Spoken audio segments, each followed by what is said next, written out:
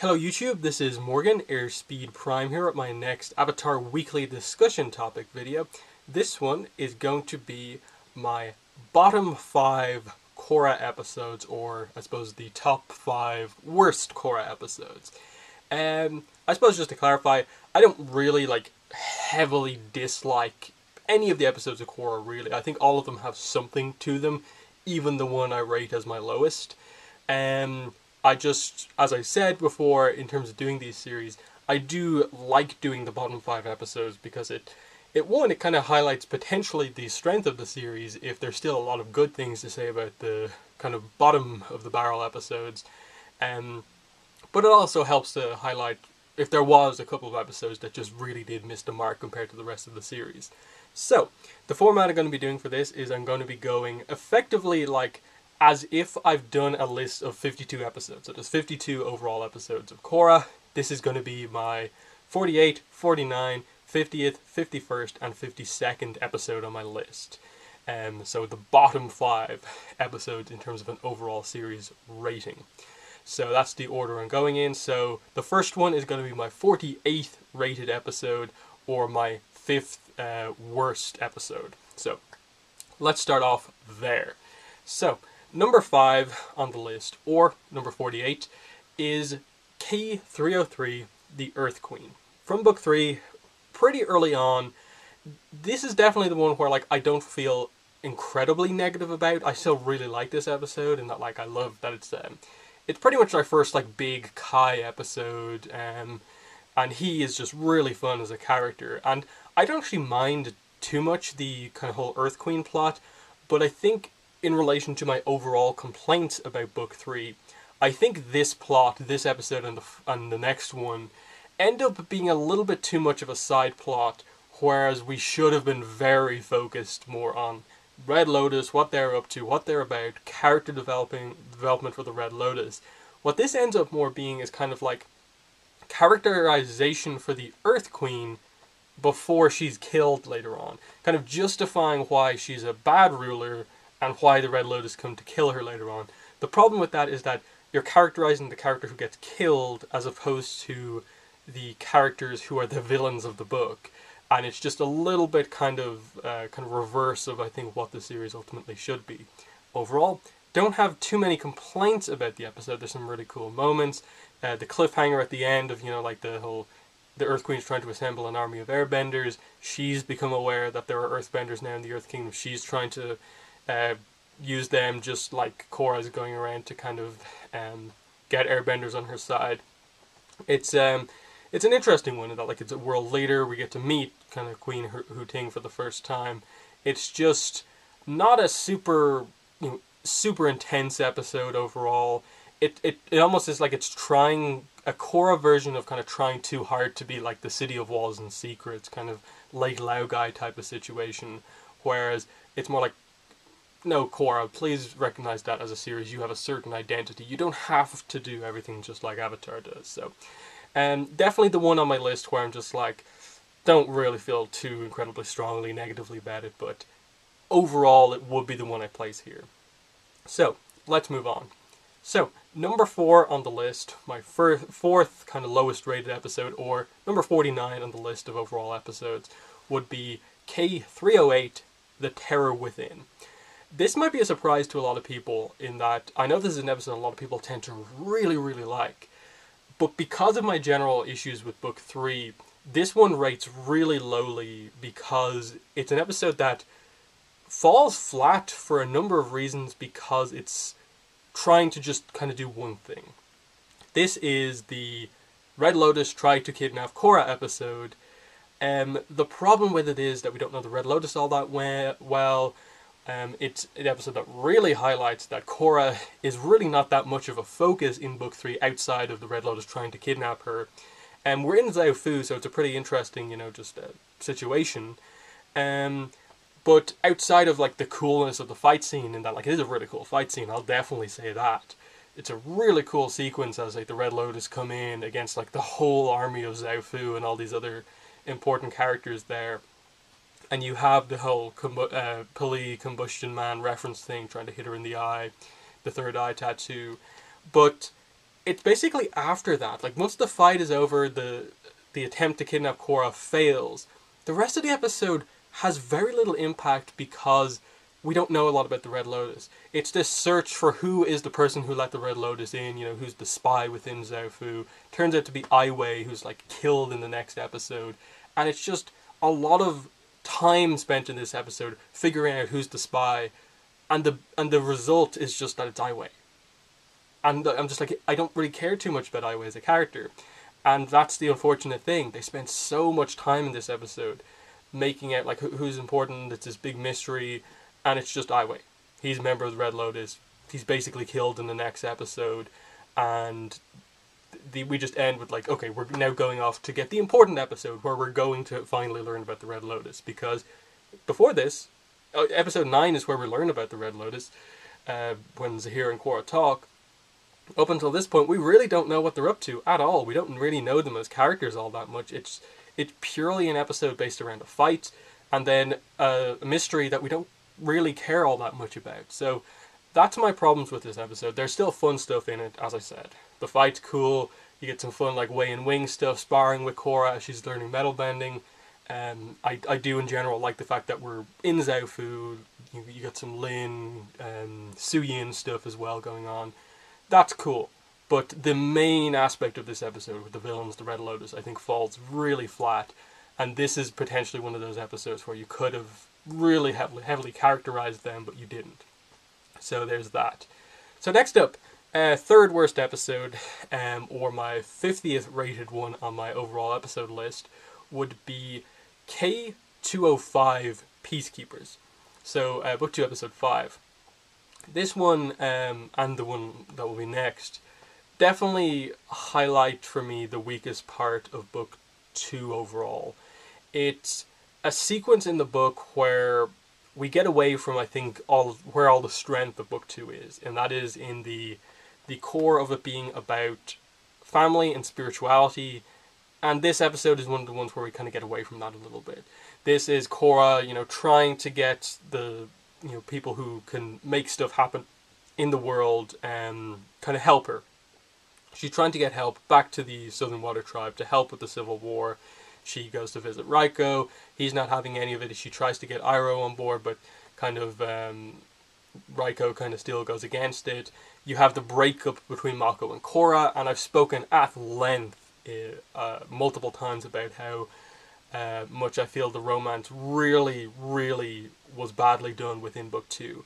And episodes like this highlight it so clearly in that it's a very poorly done breakup. At least, I think the scene here isn't like too bad. Like, the idea of them, heat of the moment, getting angry with each other, breaking up really suddenly, and you're setting up something going forward within the series that like, okay, these two characters are going to develop, and something more is going to happen with their relationship. This isn't the end of it. It's just what they then do with the romance after this episode is really badly done. So reflecting on it, this being the big setup moment for a lot of that romance stuff happening is a real problem, and I don't necessarily like a lot of it. So huge issues with this episode overall just because of that. As well as that, it's just, I suppose with Raiko, it's one of those ones where I never really liked him too much as a character because I felt like he always tried to either not make a decision, or when he did make a decision, I felt like he made the wrong decision. He never trusted Korra really at all. And to some extent, like, I understand his decision here. This is a very kind of emotionally invested in the situation Korra, asking him to basically get involved in a war. And to some extent, I do understand why he wouldn't want to just immediately react to something going on. But it's stuff like when he says, I'm the president of the United Republic, and this war in the South doesn't affect me. And I'm just like, it does affect you. Like, you may not think it does, but it technically does. You have a Southern Water Tribe cultural center within your city. You have, I assume, there's a Northern Water Tribe one as well. There's basically all these aspects in the United Republic, Republic City, that highlight the fact that your city is made up of people from these other nations. And they do still care about where they're originally from. Hence why you have all those stuff like the marches, the protests from the Southerners in the city afterwards about what's going on. And him basically just saying, oh, not my problem because I'm United Republic. I don't agree with that. I think he should have tried to do something.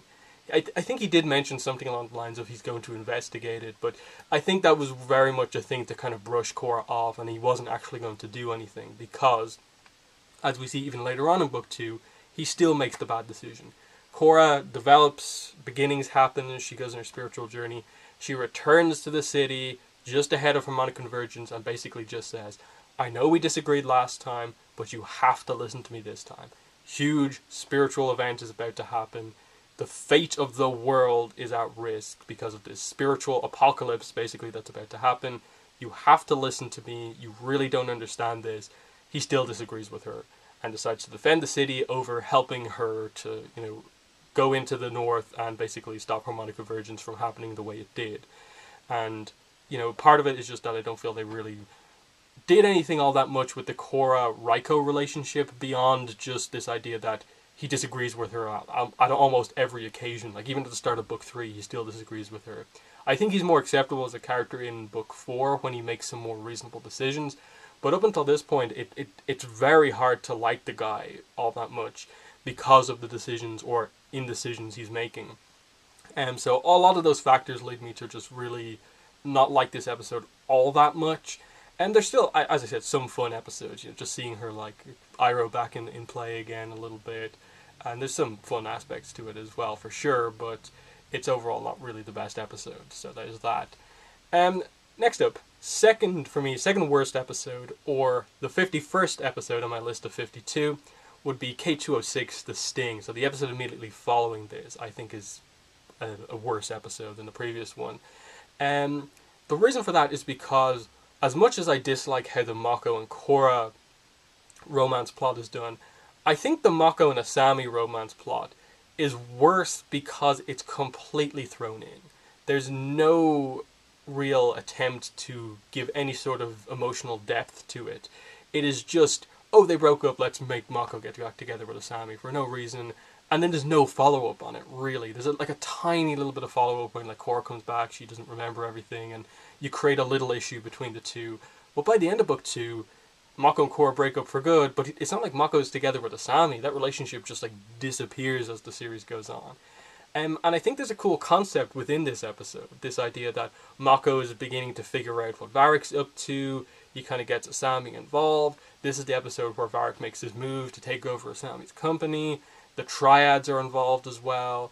And it's this big moment where Mako is just double-crossed. Like, he just, gets framed for basically taking over Asami's company.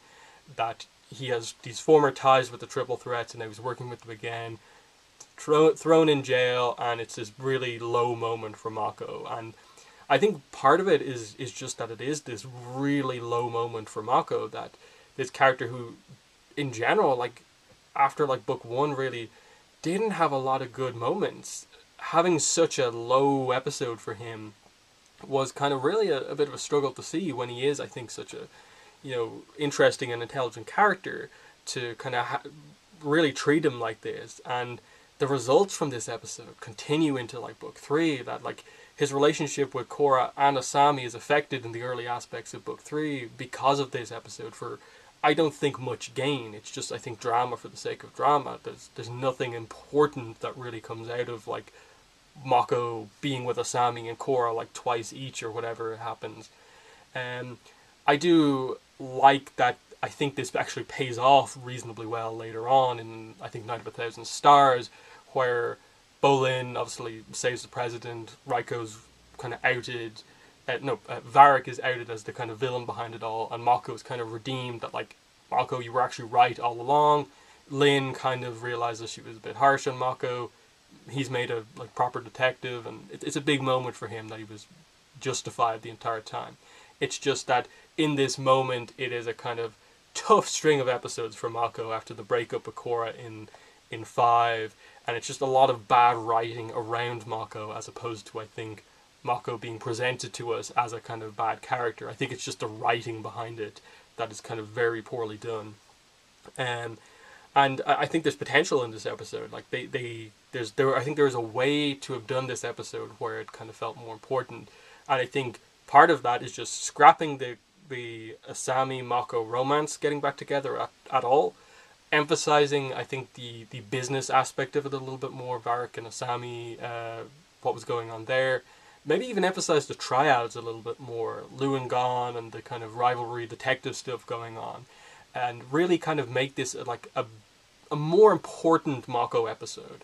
I think reflecting on it, the reason this episode is so low on my list is just because it's episodes like this one and the one before I just mentioned, Peacekeepers, that really like made, I think, a lot of the fandom turn on Mako, and I think not for the right reasons. As I said, I think it's the writing that's the problem, not the character.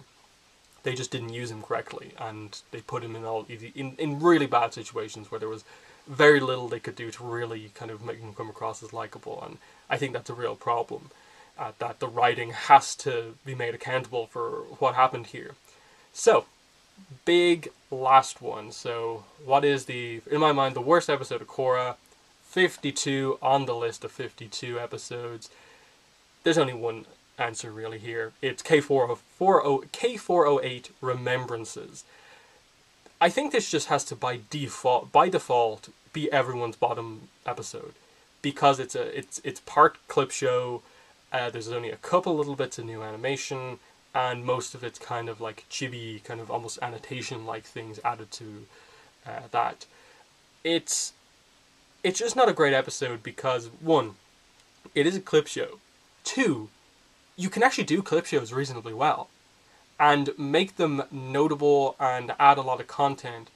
This episode failed on that front, I think, and that is the biggest problem I have with this episode, is that like Ember Island Players showed us that like you can basically do a clip show episode kind of recapping stuff and still have huge impact in it.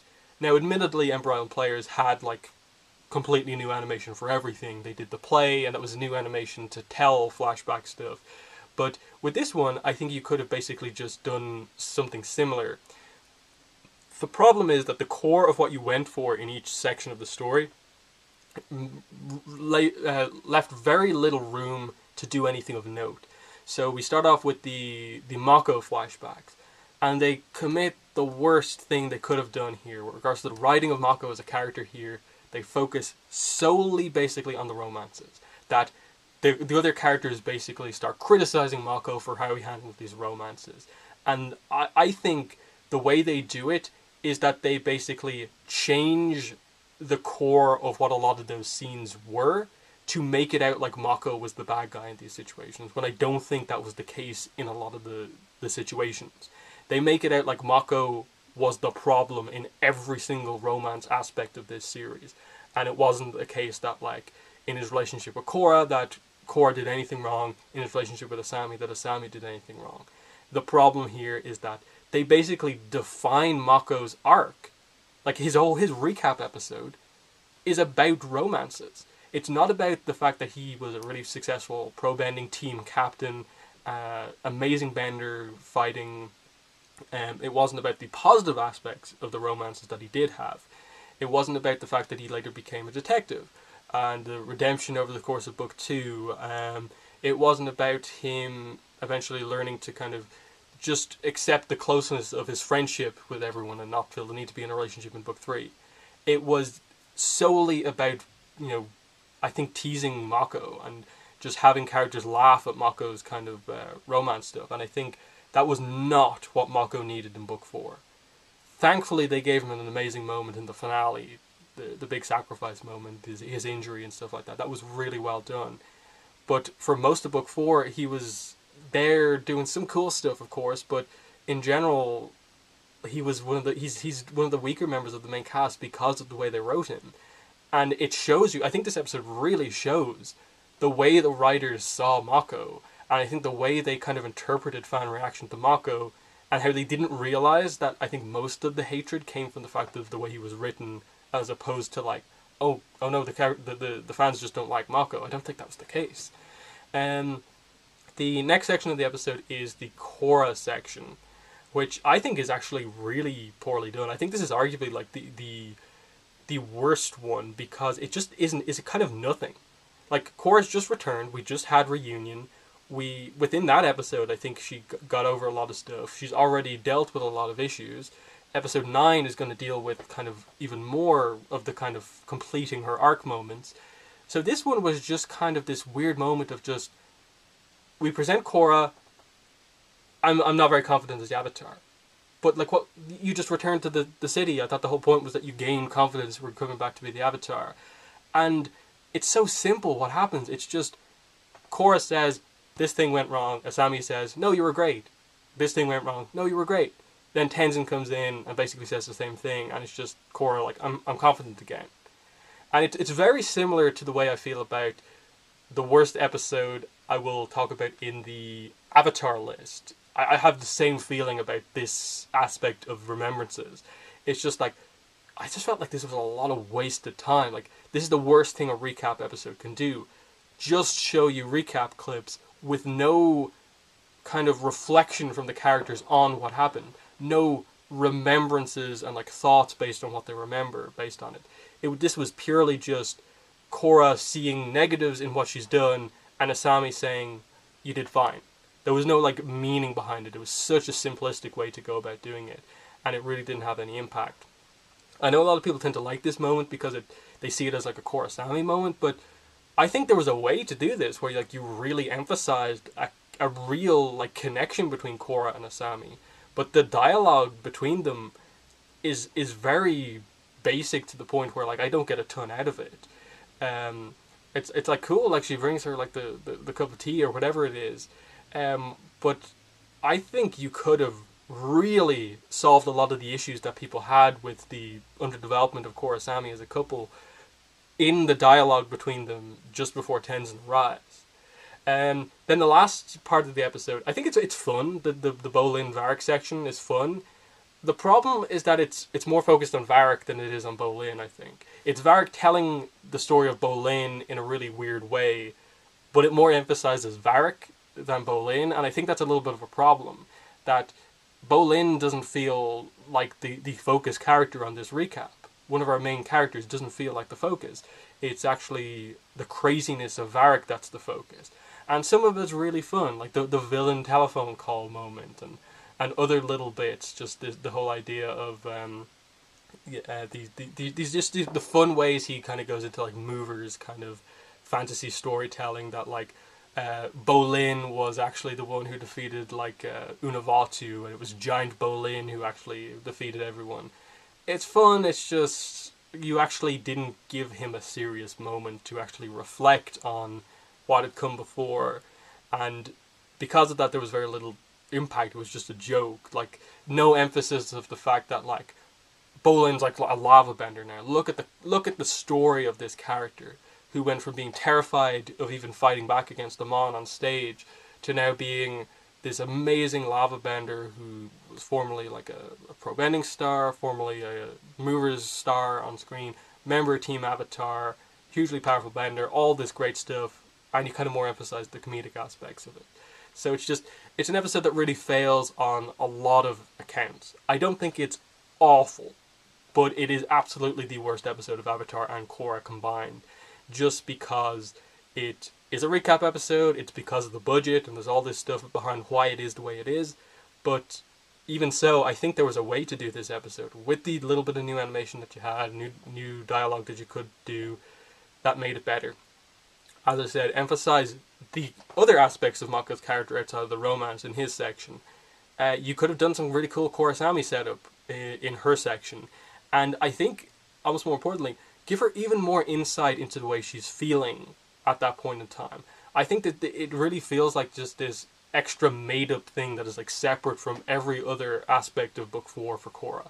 That it's just this weird confidence thing that comes into play and is just dealt with super quickly. And then Bolin, I think you should have just emphasized a little bit more about what was going on with him, but absolutely the weakest episode. So there is my bottom 5 episode list. Just to recap again, so that would be 48, the Earth Queen, 49, the Terror Within, 50 Peacekeepers, 51, the Sting, and then 52 Remembrances.